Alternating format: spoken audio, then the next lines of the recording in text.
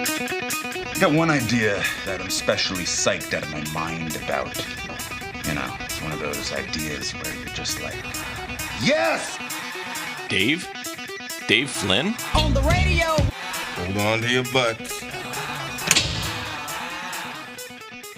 Hey there, welcome to Dave Flynn on the radio, the #1 blogcast on the internet. I'm Dave Flynn, and since reading is hard, I'm going to do it for you. A few months ago, I posted about magic pills, the small things you can do that will make an outsized impact on your life. And we started with the body because the body is the meat wagon. It holds and carries everything else. People really liked it. And thank you for those that reached out. I heard from a number of readers and listeners who get all the usual advice from the usual gurus and enjoyed getting a slimmed down list without the push from corporate sponsors. Alas, I'm not quite big time enough to sell out, but give me some time. Today, we are moving upstairs. Once the body is doing its thing, and hopefully you've dialed in your protocol over the last few months, it's time to work on the CPU. It's time to get the brain firing on all cylinders. Sound good? Okay. You can find more stories and essays like this at winwithflynn.com, but if you're ready, I'm ready. Let's jump into the show. Magic Pills, Volume 2, The Brain. You know, I remember my very first cold plunge. It was long ago, before we called it a cold plunge. Back then, we called it being kind of dumb. But it was Christmas Eve, and we were stuck in Gilroy, California, the garlic capital of the universe. It was a cold evening, but the pool looked pretty inviting. So I jumped in head first. Immediately, I realized it was not heated and probably never had been. Frigid water slammed every nerve. I scrambled out screaming and winded. I wrapped myself up in that hotel towel, but the shivers never came. And then I felt it. Warmth. I was actually tingling. I felt invigorated, and I was hooked on that feeling. Whenever I encountered water, high mountain lakes, on backpacking trips, coastal plunges, even a couple half-frozen streams, I jumped in. That's been my approach with these optimizations. Try them out, see how it feels, and keep what works. Plenty of them didn't. Remember the old bulletproof coffee? I freaking love that stuff. Had to move on. The extreme fasting protocols, I once got up to, 100 hours, and it wasn't serving me. But what did work? The stuff below. Here's the thing. The brain doesn't have a separate mood department and a separate performance department. It's the same department. The same systems that regulate how you feel also determine how sharp you are. Inflammation, circadian rhythm, neurotransmitter balance, your cellular energy. Fix the underlying machinery and you get a steadier mood and clearer thinking. Break it, and, well, both go down all at once. That's why the protocols below show up in depression studies and cognitive performance studies. They're not doing two different jobs. They're doing one, and you're getting both benefits. So below we've got 5 magic pills. All are cheap, all are backed by real research, and all work on the underlying systems instead of papering over symptoms. Up first, we've got one I've spoken about before, and I'll speak about again, morning sunlight. This helps your circadian reset, mood regulation, and daytime sharpness. So go do it. The magic. Morning light resets your circadian clock, increases daytime alertness and serotonin production, and substantially reduces depressive symptoms. Effect sizes are comparable to SSRIs in both seasonal and non-seasonal depression. 30 minutes of bright morning light shows a 60 to 80% response rate in seasonal affective disorder and 50 to 67% response rate in non-seasonal major depression. That's pretty good. Meta-analysis shows reduction in depression scores of 0.6 to 1.0 standard deviations, a large clinical effect. The cognitive benefits arrive actually faster than the mood benefits. Reaction times improve 10 to 20% within 15 to 30 minutes. Working memory, sustained attention, vigilance, yes, vigilance, all show measurable gains. Brighter light, bigger effect. So what do? Get outside within 1 hour of waking for 10 to 30 minutes. Skip the sunglasses. You want that light going in those eyeballs. If you live up north and it's dark, like I do, use the brightest indoor lights available, then get outside as soon as the sun rises. Okay, why does it work? Morning light is the master signal for your circadian system. It suppresses melatonin, triggers the cortisol awakening response, and synchronizes serotonin production with daylight. P.S. Daylight is free. Downstream effects include improved sleep timing, better appetite regulation, and more stable energy levels across the day. As a bonus, yes, we've got a bonus, people exposed to brighter light earlier in the day consistently show lower BMI. So let's go find those abs, baby. Likely reflecting better circadian alignment and healthier downstream behaviors. Andrew Huberman calls morning sunlight the most powerful non-pharmacological tool for regulating mood, focus, and sleep. He's right. I've recommended this pill to anyone and everyone who will listen. It's free, it's fast, it fixes problems that you didn't even know were there. So take that. Okay, up next, another favorite, cold exposure. And this helps with your mood, with your focus, and with metabolic activation. The magic? Brief cold exposure produces a rapid, sustained surge in neuroepinephrine, 200 to 300%, and a meaningful dopamine increase that can last for hours. Daily 2 to 3 minute cold showers over 4 weeks reduced depressive symptoms by 35 to 50% in young adults, comparable to SSRI response in mild to moderate depression. Longer-term winter swimming cohorts showed sustained 40 to 60% reductions in depression scores over several months. The same neurotransmitter surge that lifts mood also sharpens your focus. The neuroepinephrine spike improves attention and reaction time for hours after exposure. It's why people describe post-plunge mental clarity as much as the mood lift. As a bonus, we got a bonus here too, baby. Cold exposure improves insulin sensitivity by 20% through activation of brown adipose tissue, increasing energy expenditure and glucose disposal. Pretty sweet. So what do? Finish your showers with 2 to 5 minutes of cold exposure. Pretty simple. Do that 3 to 5 times per week. That means you turn the knob all the way to the cold side. The water should be uncomfortable, but controlled. You don't want to freak out. You've got to be able to breathe steadily. So start slow. Alternatively, you can use a cold plunge for 2 to 4 minutes. Consistency matters more than intensity. Start slow, 30 seconds, 1 minute, and build up your cold muscles. Why does this work? Cold exposure is a short, intense, controllable stressor that activates the sympathetic nervous system without becoming chronic. The immediate neuroepinephrine spike sharpens focus, elevates mood, and increases alertness. Dopamine rises more slowly and stays elevated, improving motivation and drive. Who doesn't need a little bit of improvement with their motivation and drive?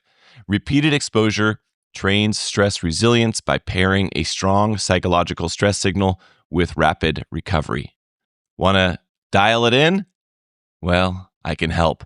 I built a cold exposure calculator that shows the optimal duration based on water temperature and your goals. Whether you're chasing metabolic benefits or just trying not to be a wimp, you can head on over to temprx.app or find that via the tools section at winwithflynn.com. Okay, back to the post. In 1890, Vincent van Gogh's doctor prescribed cold plunges for his depression more than a century before we understood the mechanism of, the Wim Hofs out there. Speaking of Wim, he says the cold is merciless but righteous. It will show you where you are weak, and it will make you strong. I am with Wim on this one. Okay, up next is another easy one. It's like they're magic.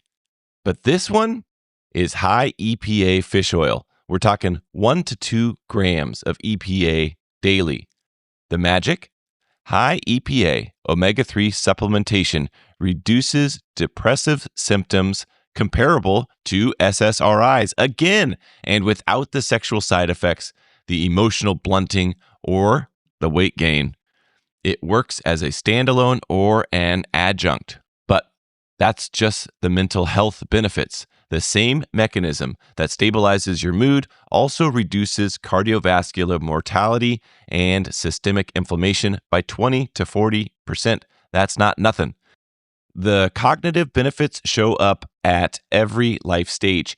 EPA and DHA support processing speed, working memory, and attention in healthy adults, and slow age-related cognitive decline in older adults.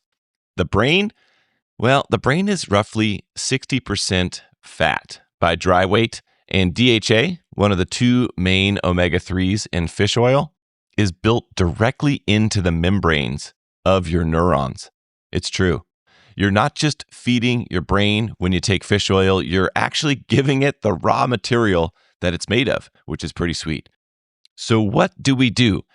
Well, it's pretty easy. Take 2 to 4 grams of quality fish oil daily. Now, that is more than you may be taking if you already take it, because one of those little pills, well, you might want to multiply that by 4 or 5. What you want to see is a target of 1 to 2 grams of EPA with a high EPA to DHA ratio. So you got to look on the back of your pills and see how much actual EPA is in those. Alternatively, you could just go old school and eat 2 to 3 tins of sardines per week. They are a little stinky, so be prepared for your kids to complain. And consistency here matters more than the timing. Just get it on. Okay, why it works. EPA reduces inflammation at the cellular level, both neuroinflammation and systemic inflammation. And your brain gets steadier. Your heart gets healthier too, and the whole system benefits. You know, the Inuit, way up north, that Inuit paradox, that puzzled researchers for decades. How could a population eating just massive amounts of fat, seal and whale and fatty fishes, how could they have such low rates of heart disease? The answer was 5 to 10 grams of omega-3s daily. Most Americans get less than 200 milligrams. Fish oil, it's not the sexiest. It doesn't give you a buzz. It might make you better looking. I'm not quite sure. But run it for 8 to 12 weeks and the effects will compound. You'll have a steadier mood, lower inflammation, better recovery. It's one of the few supplements that works on all of these different systems simultaneously: the brain, the heart, the joints, the metabolism. Rhonda Patrick, who's like my favorite health guru, she says if you're only going to take one supplement, make it this: fish oil. Go. Okay, up next, another favorite. They're all my favorites. This is my blog, you know. Fermented foods. And fermented foods help with gut integrity and inflammation. And boy, oh boy, do those have some wonderful downstream, upstream effects on the rest of your body. The magic? 2 to 4 servings daily of live culture fermented foods reduce systemic inflammatory markers by 15 to 30% and are associated with 11 to 16% lower depression risk via the gut-brain axis. Bet you didn't even know you had one of those. It improves the microbiome, diversity, more effectively than fiber alone. The downstream gut-brain benefits reinforce mood and cognitive function. Lower neuroinflammation means steadier neurotransmitter signaling, which means steadier thinking. And who doesn't want that? What do? Eat unsweetened, live culture, fermented foods, plain yogurt or kefir. I said plain, man, not the candy yogurt. How about a little kimchi? How about some sauerkraut, some miso, some fermented pickles? All delicious. Now, with that yogurt, add a little fruit if you need. I get it, but just avoid the sugar bombs, okay? Okay, why it works. Beneficial gut bacteria produces anti-inflammatory metabolites and neurotransmitter precursors. Yikes, that's a mouthful. Live fermented foods strengthen the gut lining, crowd out harmful microbes, and reduce systemic inflammation. Now listen to this. With the whole sugar deal, adding sugar works against these benefits. It actually, I think it makes you inflamed. It makes you a little fluffy. Okay, humans have been fermenting food for 10,000 years, not because they understood the gut-brain axis, that would be cool, but because it kept their food from spoiling. And when Stanford researchers tested whether fermented foods could reduce inflammation back in 2021, they expected fiber to perform better. It didn't. They were wrong. Take that, Stanford. But also, thank you for doing the study. Fermented foods won 10 weeks. And they saw a 15 to 30% drop in inflammation markers across, listen to this, across every participant. That means all of them.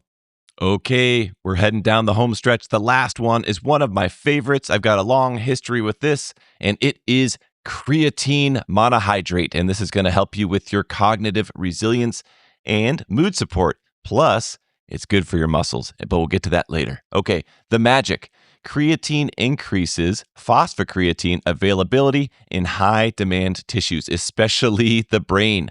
Supplementation raises brain phosphocreatine by 5 to 15%, and that improves your focus, your mood, and your cognitive performance under stress. In healthy adults, it improves working memory and processing speed by 10 to 20%. Now check this one out. Under sleep deprivation, a single high dose can reverse the cognitive effects of 21 hours without sleep, producing a 24% faster processing speed and improved short-term memory lasting 4 to 9 hours. Phew, that's a lot of numbers, but if you're short on sleep, crank up the creatine and it's going to help you stay on the level. That's the takeaway. Okay, the mood evidence is just as strong. Meta-analysis shows creatine augments depression treatment response by 0.5 to 0.8 standard deviations, with particularly strong effects in women and treatment-resistant cases. Effect sizes that put it in the same conversation as the other interventions in this post. Okay, what do? Take 5 to 10 grams of creatine monohydrate daily for acute stressors like jet lag or all-nighters. A short cycle of up to 20 grams the day before and the day after can improve cognitive resilience by 30 to 40%. That's a lot. Why does it work? Creatine supports rapid ATP recycling in cells with high and fluctuating energy demands, especially neurons in the prefrontal cortex. Under stress, fatigue, or sleep loss, brain energy availability becomes a limiting factor. Creatine stabilizes that energy supply, preserving executive function, mood, and mental speed without stimulant effects. Bonus, the same mechanism improves muscular power, which is what we've known about creatine for decades, so it can help with your strength and your lean mass over time. And for me, I first tried creatine back at good old Highline High when I was trying to get 2 plates on the old bench press. I felt kind of bloated when I took it. I got what the guys called fat face and I quit it. But don't worry, they've improved the formulas since the 90s. What I didn't know was that your brain uses it the same way that your muscles do to regenerate ATP during high demand tasks. And if I had known that, I would have kept on taking it and I would have loaded that stuff up before AP History and the SATs. Okay, what's my stack look like? Here's what I actually do. Morning sunlight on my walk. Cold showers, alternating with sauna sessions. I try to do one or the other every day. Fish oil with my breakfast and my big pile of vitamins. Fermented foods with meals. Right now we've got sauerkraut in the fridge. Creatine goes in my water, and I usually do that with LMNT, 31 ounces, of course. And that's it, just the 5 things. None of them really require much. You don't need a prescription or a coach or more than a few minutes a day. You know, the brain, it lives inside the meat wagon, inside the body. Mood and cognition aren't separate problems with separate solutions. They're outputs of the same underlying system. So if you fix the inputs, both will get better at the same time. You don't say. All right, that's the post. But next up, we've got more Magic Pills, Volume 3. Volume 3 gets hippy-dippy. Get ready for some breath work protocols. If you have not done some of these breath work protocols before, you better hold on to your butts because it's happening, baby. It's coming for you. You are going to see acute state changes, stress relief, and nervous system control like never before. There we have it. That's the pod. Thank you for listening. If you like what you hear, please share it with a friend. Give it a thumbs up. And if you've got a few extra seconds, give it a 5-star review on Apple or Spotify or wherever you are listening. The engagement will make you feel so good, and it'll help other people find the show. Thanks again for tuning in, and we'll see you next week. All right, there you go, America. I love you. I'm proud of you. I mean it. We gotta go. This is great.